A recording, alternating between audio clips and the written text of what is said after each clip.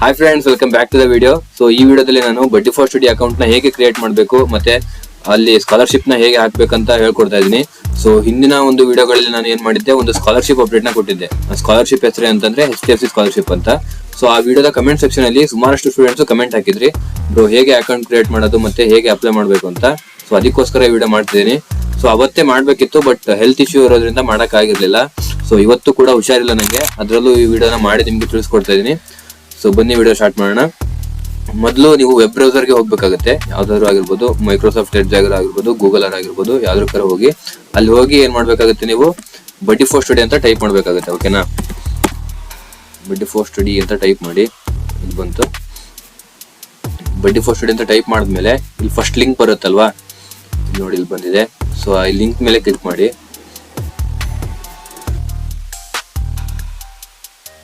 Okay, ಆ link ನ click ಮಾಡಿದ್ಮೇಲೆ ಈ ರೀತಿ ಒಂದು ವೆಬ್ ಪೇಜ್ ಓಪನ್ ಆಗುತ್ತೆ. ಇಲ್ಲಿ ಸ್ಕಾಲರ್ಶಿಪ್ ಅಂತ ಒಂದು ಸೆಕ್ಷನ್ ಇದೆ ಅಲ್ವಾ, ಆ ಸ್ಕಾಲರ್ಶಿಪ್ ಸೆಕ್ಷನ್ ಅಲ್ಲಿ ಕ್ಲಿಕ್ ಮಾಡಿ.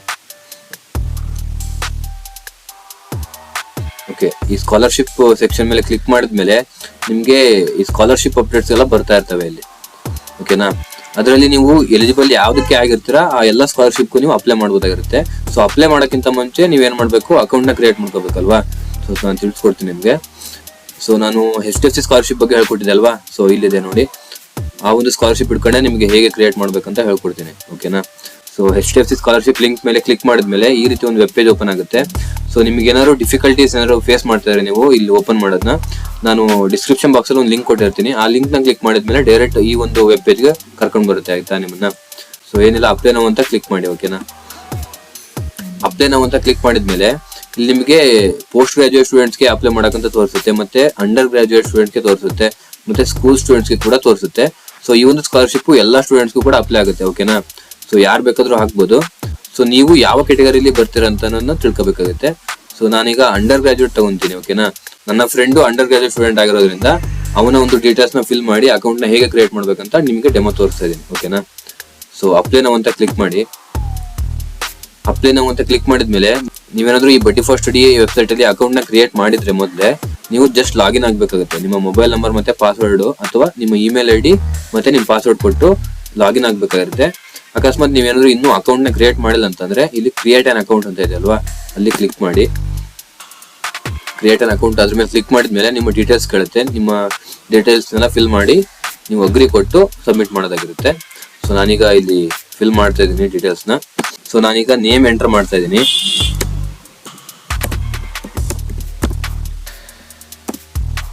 ಅಲ್ಲಿ ಫುಲ್ ನೇಮ್ ಅಂತ ಕೇಳಿದ್ದಾರೆ. ನಿಮ್ದು ಇನಿಷಿಯಲ್ ಏನಾದ್ರು ಇತ್ತಂದ್ರೆ ಅಲ್ಲಿ ಕೂಡ ಟೈಪ್ ಮಾಡ್ಬೇಕಾಗುತ್ತೆ. ಇನಿಷಿಯಲ್ ಲಾಸ್ಟ್ ನೇಮ್ ಅಂತ ಇದೆ ಅಲ್ವಾ, ಅಲ್ಲಿ ಟೈಪ್ ಮಾಡ್ಬೇಕಾಗುತ್ತೆ. ಬಿಕಾಸ್ ಅವ್ರು ಫುಲ್ ನೇಮ್ ಕೇಳಿದಾರೆ ಅಲ್ವಾ. ಸೊ ಆಮೇಲೆ ಈಗ ಇಮೇಲ್ ID ನ ಎಂಟರ್ ಮಾಡ್ತಿದ್ದೀನಿ.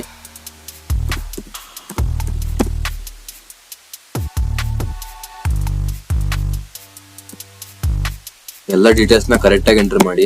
ಬಿಕಾಸ್ ಒಂಚೂರು ಮಿಸ್ ಆಯ್ತು ಅಂದ್ರೆ ಅದು ಅಕೌಂಟ್ ಕ್ರಿಯೇಟ್ ಆಗೋದಿಲ್ಲ. ಸೊ ಅದಕ್ಕೋಸ್ಕರ ನಿಮ್ಮ ಯಾವ ಮೊಬೈಲ್ ನಂಬರ್ ಇಂದ ನೀವು ಜಿಮೇಲ್ ಕೊಟ್ಟಿರ್ತೀರಲ್ವಾ ಆ ಒಂದು ಮೊಬೈಲ್ ನಂಬರ್ನೇ ಕೊಡ್ಬೇಕಾಗುತ್ತೆ. ಪಾಸ್ವರ್ಡ್ ಕೂಡ ಕರೆಕ್ಟ್ ಆಗಿ ಎಂಟರ್ ಮಾಡಿ.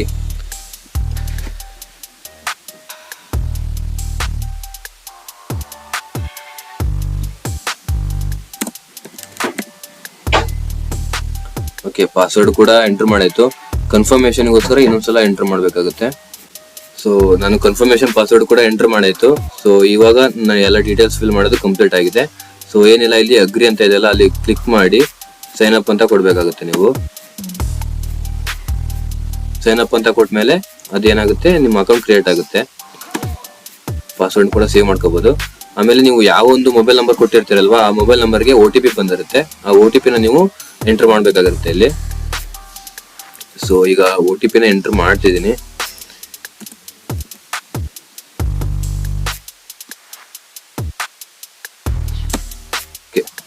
ಎಂಟರ್ ಮಾಡಾಯ್ತು ನಾನು OTP. ಸೊ ಸಬ್ಮಿಟ್ ಅಂತ ಕೊಡಿ.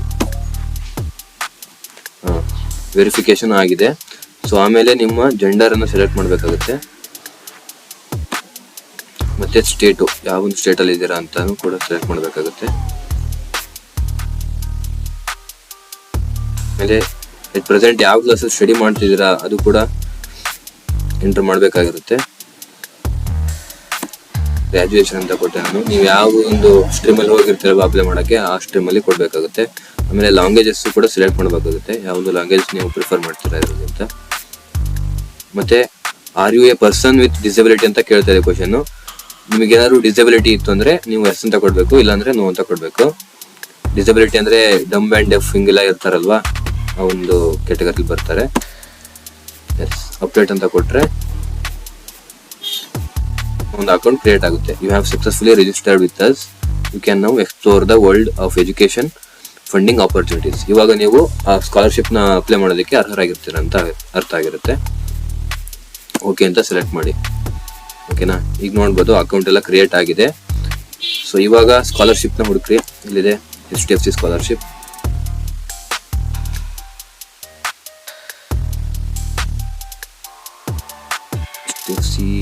ಇಲ್ಲಿದೆ.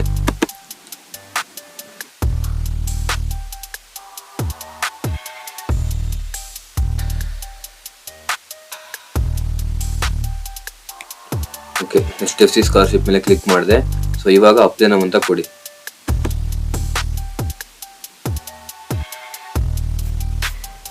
Apply now and go to the under graduate.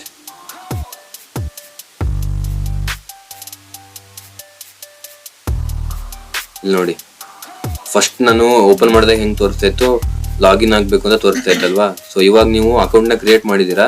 So ಅದಕ್ಕೋಸ್ಕರ ಏನು ಸ್ಟಾರ್ಟ್ ಅಪ್ಲಿಕೇಶನ್ ಅಂತ ಇದೆ. ಇಲ್ಲಿ ನೋಡಿ, ಇಲ್ಲಿ you have logged in successfully, now you can proceed to the application form. ಓಕೆನಾ, ನೀವು ಅಕೌಂಟ್ ಕ್ರಿಯೇಟ್ ಮಾಡಿದ್ಮೇಲೆ ಈ ರೀತಿ ತೋರಿಸುತ್ತೆ. ಸೊ ಇನ್ಸ್ಟ್ರಕ್ಷನ್ ಎಲ್ಲ ನಾನು ಹಿಂದಿನ ವಿಡಿಯೋದಲ್ಲಿ ತಿಳಿಸ್ಕೊಟ್ಟಿದ್ದೀನಿ. ಇನ್ನು ನೋಡಿಲ್ಲ ಅಂತಂದ್ರೆ ಡಿಸ್ಕ್ರಿಪ್ಷನ್ ಅಲ್ಲಿ ಆ ಒಂದು ವಿಡಿಯೋದ ಲಿಂಕ್ ಅನ್ನು ಕೂಡ ಕೊಟ್ಟಿರ್ತೀನಿ. ಸೊ ನೀವು ಚೆಕ್ ಮಾಡ್ಬೋದಾಗಿರುತ್ತೆ. ಆಮೇಲೆ ಇನ್ಸ್ಟ್ರಕ್ಷನ್ಸ್ ಕೂಡ ಓದ್ಕೊಳ್ಳಿ, ಮತ್ತೆ ಎಲಿಜಿಬಿಲಿಟೀಸ್ನು ಓದ್ಕೊಳ್ಳಿ.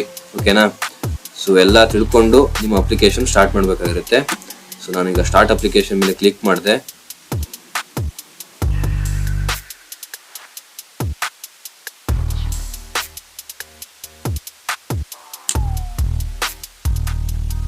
ಓಕೆ, ಸ್ಟಾರ್ಟ್ ಅಪ್ಲಿಕೇಶನ್ ಮೇಲೆ ಕ್ಲಿಕ್ ಮಾಡಿದ್ಮೇಲೆ ಈ ರೀತಿ ಒಂದು ವೆಬ್ ಪೇಜ್ ಓಪನ್ ಆಗುತ್ತೆ. ಅಲ್ಲಿ ಎಲ್ಲ ಇನ್ಸ್ಟ್ರಕ್ಷನ್ಸ್ ಎಲ್ಲ ಕೊಟ್ಟಿದ್ದಾರೆ, ನೋಡ್ಬೋದು.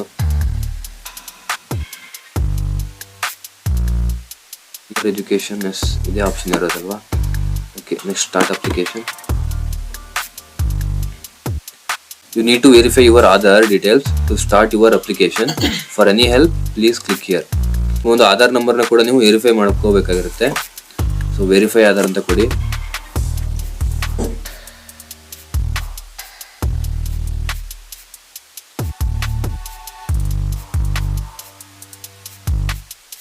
ಆಮೇಲೆ ಇಲ್ಲಿ ಎಂಟರ್ ಯುವರ್ ಆಧಾರ್ ನಂಬರ್ ಅಂತ ಕೇಳ್ತಾ ಇದೆ. ಸೊ ಅಲ್ಲಿ ನಿಮ್ಮ ಆಧಾರ್ ನಂಬರ್ನ ಟೈಪ್ ಮಾಡಬೇಕಾಗಿರುತ್ತೆ.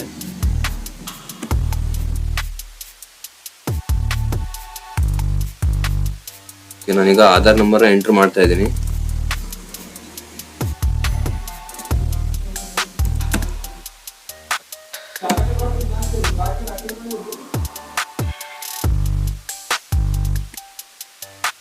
ಆಧಾರ್ ನಂಬರ್ ಎಂಟರ್ ಮಾಡಿದೆ. ಎಂಟರ್ ಮಾಡಿ ನೆಕ್ಸ್ಟ್ ಅಂತ ಕೊಡಿ. ಓಕೆ, ನಿಮ್ಮ ಒಂದು ಆಧಾರ್ ಕಾರ್ಡ್ ಯಾವ ನಂಬರ್ಗೆ ಲಿಂಕ್ ಆಗಿರುತ್ತೆ ಆ ನಂಬರ್ಗೆ OTP ಸೆಂಡ್ ಆಗಿರುತ್ತೆ. ಸೊ ಆ OTP ನ ಇಲ್ಲಿ ಎಂಟರ್ ಮಾಡಬೇಕಾಗಿರುತ್ತೆ. ಸೊ ಇವಾಗ ಎಂಟರ್ ಮಾಡ್ತಾ ಇದ್ದೀನಿ. OTP ನ ಎಂಟರ್ ಮಾಡಾಯ್ತು. ಎಂಟರ್ ಮಾಡಾದ್ಮೇಲೆ ಸಬ್ಮಿಟ್ ಅಂತ ಕೊಡಿ.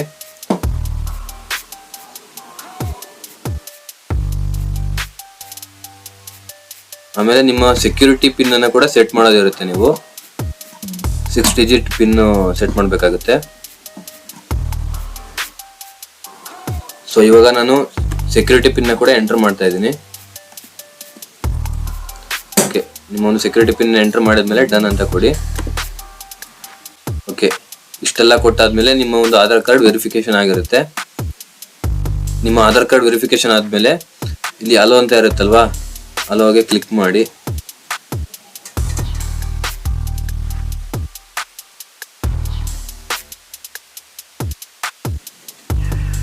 ನಿಮ್ಮ ಆಧಾರ್ ಕಾರ್ಡು ಎಲ್ಲ ವೆರಿಫಿಕೇಶನ್ ಆದ್ಮೇಲೆ ನಿಮ್ಮ ಡೀಟೇಲ್ಸ್ ಕೂಡ ಇಲ್ಲಿ ತೋರಿಸ್ತಾ ಇರುತ್ತೆ. ಸೊ ನೀವು ಅವಾಗ ಚೆಕ್ ಮಾಡ್ಕೋಬಹುದಾಗಿರುತ್ತೆ. ಸೊ ಆಮೇಲೆ ಪ್ರೊಸೀಡ್ ಅಂಡ್ ಅಪ್ಡೇಟ್ ಅಂತ ಇರುತ್ತಲ್ವಾ, ಆ ಒಂದು ಇದ್ರ ಮೇಲೆ ಕ್ಲಿಕ್ ಮಾಡಬೇಕಾಗಿರುತ್ತೆ. ಆಮೇಲೆ ಇಲ್ಲಿ ತೋರಿಸ್ತಿದೆ ಅಲ್ವಾ ಪ್ರೊಸೀಡ್ ಟು ಅಪ್ಲಿಕೇಶನ್. ನಿಮ್ಮ ಆಧಾರ್ ಕಾರ್ಡ್ ವೆರಿಫಿಕೇಶನ್ ಆದ್ಮೇಲೆ ನೀವು ಬಾಕಿ ಡೀಟೇಲ್ಸ್ನ ಎಂಟರ್ ಮಾಡಬೇಕಾಗಿರುತ್ತೆ. ಸೊ ಪ್ರೊಸೀಡ್ ಟು ಅಪ್ಲಿಕೇಶನ್ ಅಂತ ಕೊಡಿ. ಇಲ್ಲಿ ತೋರಿಸ್ತಿದೆ ಅಲ್ವಾ, your Aadhaar card details are verified successfully. ಓಕೆನಾ. ನೆಕ್ಸ್ಟ್ ಓಕೆ ಸಬ್ಮಿಟ್ ಮಾಡಾದ್ಮೇಲೆ ಏನಂತ ತೋರಿಸುತ್ತೆ, ನಿಮ್ಮ ಹೆಸರು ಕೂಡ ಇಲ್ಲಿ ತೋರಿಸ್ತಾ ಇರುತ್ತೆ. ಫಸ್ಟ್ ನೇಮು, ಲಾಸ್ಟ್ ನೇಮು, ಯಾವ ಒಂದು ಮೊಬೈಲ್ ನಂಬರ್ ಎಂಟರ್ ಮಾಡಿರ್ತೀರ ಅದು. ಆಲ್ಟರ್ನೇಟ್ ಮೊಬೈಲ್ ನಂಬರ್ ಸೆಕ್ಷನ್ ಇದೆ ಅಲ್ವಾ, ಇಲ್ಲಿ ನಿಮ್ಮ ಪೇರೆಂಟ್ಸ್ ನಂಬರ್ ಕೂಡ ಕೊಡ್ಬೋದಾಗಿರುತ್ತೆ. ಮತ್ತೆ ನಿಮ್ಮ ಡೀಟೇಲ್ಸ್ ಎಲ್ಲ ಕರೆಕ್ಟ್ ಆಗಿದೆಯೋ ಇಲ್ಲ ಅಂತ ನೋಡ್ಕೋಬೇಕಾಗುತ್ತೆ ಮೊದಲೇ. ಮತ್ತೆ ನಿಮ್ಮ ಫ್ಯಾಮಿಲಿಯ ಆ್ಯನ್ಯುವಲ್ ಇನ್ಕಮ್ ಕೂಡ ಎಂಟರ್ ಮಾಡಬೇಕಾಗುತ್ತೆ ಇಲ್ಲಿ. ಮತ್ತೆ ಸಿಬ್ಲಿಂಗ್ಸ್ ಎಷ್ಟು ಜನ ಇದ್ದೀರಾ ನೀವು ಅಂತ, ಆಮೇಲೆ ಪರ್ಮನೆಂಟ್ ಅಡ್ರೆಸ್ಸು ಎಲ್ಲ ತೋರಿಸ್ತಾ ಇರುತ್ತೆ. ಸೊ ಅದಾದ್ಮೇಲೆ ಏನು ಮಾಡಬೇಕು, ಇಲ್ಲಿ ಎಜುಕೇಷನ್ ಡೀಟೇಲ್ಸ್ ಅಂತ ಇರುತ್ತೆ. ಸೊ ಅಲ್ಲಿ ಕ್ಲಿಕ್ ಮಾಡಿ, ಅಲ್ಲೇನು ನಿಮ್ಮ ಪ್ರಿವಿಯಸ್ ಕ್ಲಾಸ್ 12ನ ಒಂದು ಡೀಟೇಲ್ಸ್ನ ಕೇಳುತ್ತೆ. ಸೊ ಅಲ್ಲಿ ಕ್ಲಿಕ್ ಮಾಡಿ, ಆಮೇಲೆ ಅಲ್ಲಿ ಕ್ಲಾಸ್ 12 ನಿಮ್ಮ ಬೋರ್ಡ್ ಸೆಲೆಕ್ಟ್ ಮಾಡಬೇಕಾಗಿರುತ್ತೆ. ಬೋರ್ಡ್ ಅಂತಂದ್ರೆ ಕರ್ನಾಟಕ ಬೋರ್ಡ್ ಅಲ್ವಾ, ಫಾರ್ ಕನ್ನಡಿಗಾಸ್. ಆ್ಯಂಡ್ ಯಾವ ಒಂದು ಇಯರಲ್ಲಿ ಪಾಸ್ ಆಗಿದ್ದೀರಾ ಅದು ಸೆಲೆಕ್ಟ್ ಮಾಡಬೇಕಾಗುತ್ತೆ. ಸೊ ಇಷ್ಟೆಲ್ಲ ತಿಳಿಸ್ಕೊಟ್ಟಿದ್ದೀನಿ ನಿಮಗೆ. ಇಷ್ಟ್ರ ಮುಂದೆ ಗೊತ್ತಾಗಿರುತ್ತೆ ಅನ್ಕೊಂತೀನಿ. ನಿಮ್ಮ ಟೋಟಲ್ ಮಾರ್ಕ್ಸು ಎಲ್ಲ ಎಂಟರ್ ಮಾಡಬೇಕಾಗುತ್ತೆ.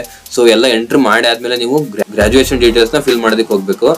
ಸೊ ಸ್ಟೆಪ್ ಬೈ ಸ್ಟೆಪ್ ಮಾಡೋದಾಗಿರುತ್ತೆ ಇದು. ಸೊ ಎಲ್ಲ ಒಂದು ಡೀಟೇಲ್ಸ್ನ ಅಪ್ಲೋಡ್ ಮಾಡ್ತಾ ಇದ್ರೆ ವಿಡಿಯೋ ಕೂಡ ಲೆಂತ್ ಆಗುತ್ತೆ, ನಿಮಗೆ ಬೋರ್ ಅನ್ಸ್ಬೋದು. ಸೊ ನಿಮಗೇನಾದರೂ ಮತ್ತೆ ಈ ಡಾಕ್ಯುಮೆಂಟ್ಸ್ ಅಪ್ಲೋಡ್ ಮಾಡೋದು ಹೇಗೆ ಅಂತ ತಿಳಿಸ್ಕೊಡ್ಬೇಕು ಅಂತ ಇದ್ರೆ ವಿಡಿಯೋದಲ್ಲಿ ಕಮೆಂಟ್ ಮಾಡಿ. ಸೊ ತಿಳಿಸ್ಕೊಡ್ತೀನಿ ನೆಕ್ಸ್ಟ್ ವಿಡಿಯೋದಲ್ಲಿ. ಸೊ ಈ ವಿಡಿಯೋ ಇಷ್ಟಕ್ಕೆ ಸಾಕು ಅನ್ಸುತ್ತೆ, ಯಾಕಂದರೆ ತುಂಬ ಲೆಂತೆ ಆಯಿತು, ನಿಮಗೂ ಕೂಡ ಬೋರ್ ಆಗ್ಬೋದು. ಸೊ ಅದಕ್ಕೋಸ್ಕರ ಸೊ ಗೈಸ್, ನಿಮಗೆ ಬಡ್ಡಿ ಫಾರ್ ಸ್ಟಡಿ ಅಕೌಂಟ್ನ ಹೇಗೆ ಕ್ರಿಯೇಟ್ ಮಾಡಬೇಕು ಅಂತ ಲೈವ್ ಡೆಮೋ ತಿಳಿಸ್ಕೊಟ್ಟಿದ್ದೀನಿ. ಮತ್ತೆ ಸ್ಕಾಲರ್ಶಿಪ್ಗೆ ಹೇಗೆ ಅಪ್ಲೈ ಮಾಡಬೇಕು ಅಂತ ತಿಳಿಸ್ಕೊಟ್ಟಿದ್ದೀನಿ. ಸೊ ನೀವು ಯಾವ್ಯಾವ ಒಂದು ಸ್ಕಾಲರ್ಶಿಪ್ಗೆ ಎಲಿಜಿಬಲ್ ಆಗಿದ್ದೀರಾ ಎಲ್ಲ ಒಂದು ಸ್ಕಾಲರ್ಶಿಪ್ಗೆ ಅಪ್ಲೈ ಮಾಡಿ, ಓಕೆನಾ. ಸೊ ಬರೋದು ಬಿಡೋದು ಸೆಕೆಂಡ್ರಿ, ಅದು ಸ್ಕಾಲರ್ಶಿಪ್ ಅಮೌಂಟು, ಬಟ್ ಅಪ್ಲೈ ಮಾಡೋದು ನಿಮ್ಮ ಕರ್ತವ್ಯ. ಸೊ ಇನ್ನೊಂದ್ಸಲ ಹೇಳ್ತಾ ಇದ್ದೀನಿ. ಮತ್ತು ಲಾಸ್ಟ್ ಡೇಟ್ ಬಂದುಬಿಟ್ಟು 30th ಅಕ್ಟೋಬರ್ ಇದೆ. ಸೊ ಆ ಒಂದು ಡೆಡ್ ಲೈನ್ ಒಳಗೆ ನೀವು ಈ ಸ್ಕಾಲರ್ಶಿಪ್ಗೆ ಅಪ್ಲೈ ಮಾಡಬೇಕಾಗಿರುತ್ತೆ. ಸೊ ನಿಮ್ಮ ಫ್ರೆಂಡ್ಸ್ಗೂ ಕೂಡ ಶೇರ್ ಮಾಡಿ ಈ ವಿಡಿಯೋ ಹೆಲ್ಪ್ಫುಲ್ ಆಯಿತು ಅಂತ ಅನ್ಕೊಂತೀನಿ. ಸೊ ಇನ್ನೂ ಸಬ್ಸ್ಕ್ರೈಬ್ ಮಾಡ್ಕೊಂಡಿಲ್ಲ ಅಂತಂದರೆ ಈ ಚಾನಲ್ಗೆ ಸಬ್ಸ್ಕ್ರೈಬ್ ಮಾಡ್ಕೊಳ್ಳಿ, ಸಪೋರ್ಟ್ ಮಾಡಿ ಅಂತ ಹೇಳ್ತಾ ವಿಡಿಯೋನ ಇಲ್ಲಿಗೆ ಮುಗಿಸ್ತಾ ಇದ್ದೀನಿ. So guys, meet in the next informative video. Till then keep learning. Thanks for watching.